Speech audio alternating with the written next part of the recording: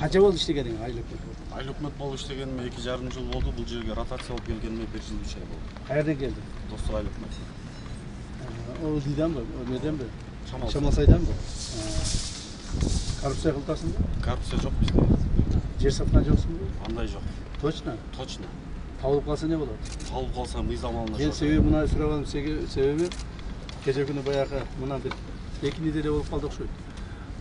Ысыкөлдө бір чогуш өткізген.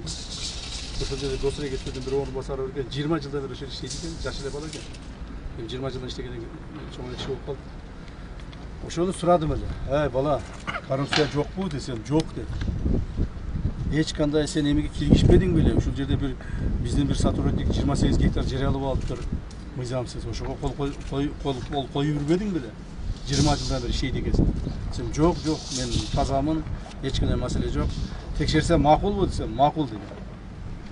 Капа болбойсуң десем, капа болбойм деген. Текшердик. Эмне болду? Азыр түрмөдө отурат. Кот ошо сага окшоп жооп берген алда. Мен эми тазамын депчи.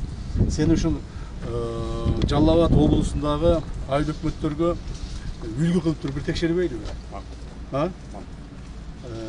Үлгү кылып туруп бир текшерейли сен жумуштарыңдычы, кылган иштериңди текшерейли, элдерден сураштырайлы, жер сатып берген болсоң, же мыйзам буза турган болсоң, жоопу тартыласың. Макул. Ошого макулсуңбу? Макул. Эч кандай эмең жок, Андайым жок.